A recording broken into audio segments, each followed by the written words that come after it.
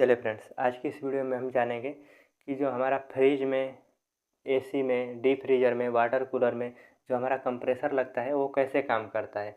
उसके पूरे आंतरिक संरचना को समझेंगे कि वो किस प्रकार, उसका आंतरिक बनावट कैसे होता है, कंप्रेसर हमारा अंदर से कैसे बना रहता है, वो कैसे काम करता है। ठीक है, तो पहली बात तो हम जानते हैं कि कंप्रेसर में 3 लाइनें पाई जाती हैं। एक हमारा होता है सक्शन लाइन, दूसरा डिस्चार्ज लाइन और तीसरा चार्जिंग लाइन। ठीक है, इसके बाद हम ये भी जानते हैं कि ये कंप्रेसर का फाउंडेशन होता है। कंप्रेसर में ग्रोमेट रबड़ ग्रोमेट लगा रहता है जिससे हमारा कंप्रेसर वाइब्रेट न करे। ठीक है, इसके अलावा चलिए हम अंदर की संरचना को जानते हैं कि वो कैसे बना रहता है। ठीक है, तो कंप्रेसर में फ्रेंड्स हमारा आयल भी भरा रहता है जिसे पोलिएस्टर ये हमारा आयल है जिसका नाम पोलिएस्टर होता है। ठीक है, पोलिएस्टर आयल हमारा कंप्रेसर में भरा रहता है। ठीक है, इसके बाद कंप्रेसर हमारा 2 चीज़ों से मिलकर के बना रहता है। एक होता है मैकेनिकल भाग और दूसरा इलेक्ट्रिकल भाग। ठीक है, तो मैकेनिकल भाग की परिभाषा है कंप्रेसर के जिस भागों में हमारा रेफ्रिजरेंट घूमता है उसे हम कंप्रेसर का मैकेनिकल भाग कहते हैं, और कंप्रेसर के जिन भागों में हमारा इलेक्ट्रिक सप्लाई घूमती है या इलेक्ट्रिक सप्लाई रहती है उसे हम कंप्रेसर का इलेक्ट्रिकल भाग कहते हैं। ठीक है फ्रेंड्स, तो हमारे कंप्रेसर का पूरा नाम होता है कंप्रेसर मोटर। ठीक है, कंप्रेसर मोटर। कंप्रेसर में हमारा ये जो भाग है वो हमारा कंप्रेसर ये मोटर का भाग है। यानी कंप्रेसर के अंदर हमको एक मोटर भी मिलता है देखने को। जैसे मान लीजिए ये हम कंप्रेसर मोटर के अंदर का संरचना बनाए हैं। ये हमारा कंप्रेसर का बाइंडिंग है। ठीक, दूसरा ये हमारा मोटर का रोटर है, कंप्रेसर मोटर का रोटर है। ठीक है, और ये हमारा स्टेटर है। ठीक है, और कंप्रेसर के नीचे जो कंप्रेसर के रोटर का जो निचला वाला हिस्सा है उसमें आप देखेंगे तो यहाँ पे एक छोटा सा छिद्र पाया जाता है जिससे जब हमारा कंप्रेसर चलता है ना तो इधर से आयल हल्का हल्का ये उठाने लगता है। ठीक है, ये बीचों बीच इसमें छिद्र रहता है और वो लेकर जाता है कंप्रेसर मोटर के जो भाग, मतलब जहाँ से वो भाग घूमता घूमता है वहाँ पे वो लेकर जाता है। ठीक है,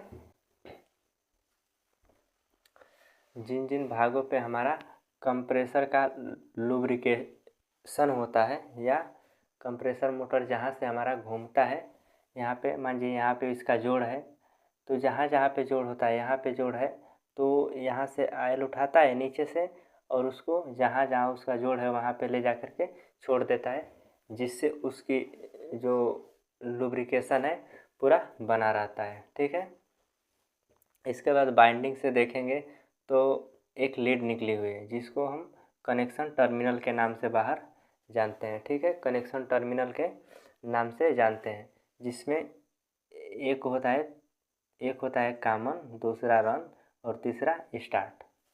ठीक है, इसका नाम होता है। ठीक है फ्रेंड्स, इसके बाद ऊपर देखेंगे तो एक हमारा मिलेगा सक्शन वाल्व। ठीक है, और ये हमारा क्या है, सिलेंडर। ये जो है ना जिसमें पिस्टन, इसका नाम है पिस्टन। तो जिसमें पिस्टन है मतलब सिलेंडर के बीचों बीच जो ये लगा है ना वो हमारा पिस्टन है, इसका मतलब यही हमारा सिलेंडर है। ठीक है, और दूसरा हमारा मिलेगा डिस्चार्ज वाल्व, एक सक्शन वाल्व और एक डिस्चार्ज वाल्व। ठीक है, तो कंप्रेसर में फ्रेंड्स इसका भी बहुत महत्वपूर्ण भूमिका होती है, ये डिस्चार्ज वाल्व की और ये सक्शन वाल्व की।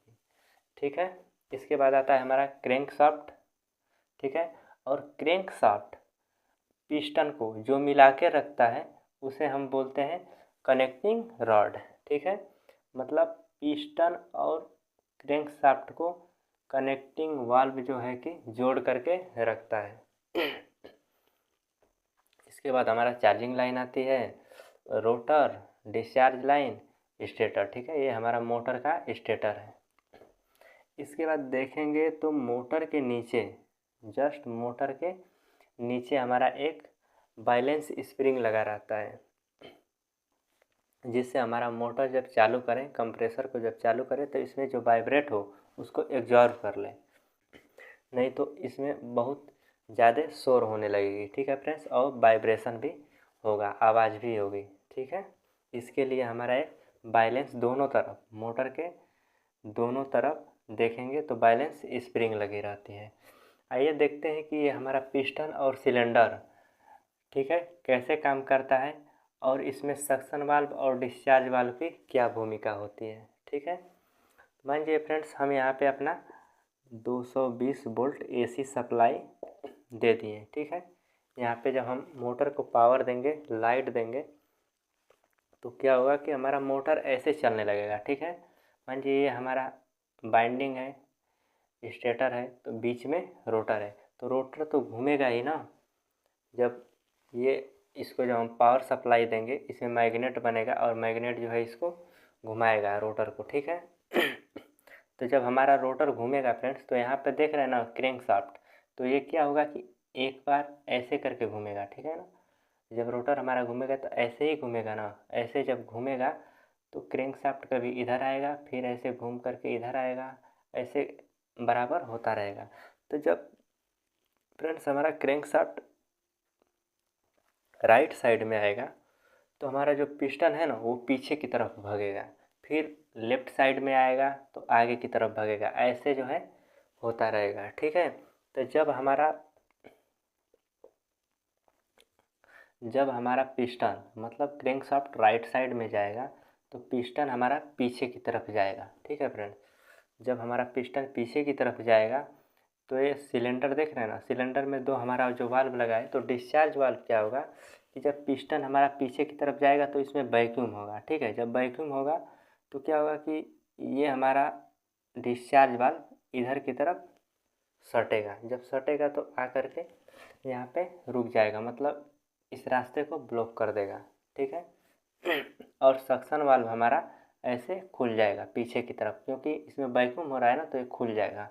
और जब खुलेगा तो कंप्रेसर में हम चार्जिंग लाइन से क्या भरते हैं, रेफ्रिजरेंट भरते हैं, और वो चार्जिंग लाइन हमारा किससे जुड़ा हुआ है, कंप्रेसर के बॉडी से, यानी पूरे कंप्रेसर में हमारा, अब मान लीजिए यहाँ से भरे तो पूरे कंप्रेसर में क्या रहेगा, हमारा गैस रहेगा, यानी रेफ्रिजरेंट रहेगा। ठीक है, तो जब हमारा पिस्टन पीछे जाएगा तो यहाँ से देख रहे हैं ना, यहाँ से ये खुला हुआ है। ठीक है, अब क्या होगा कि कंप्रेसर के अंदर का जो रेफ्रिजरेंट है वो घूम करके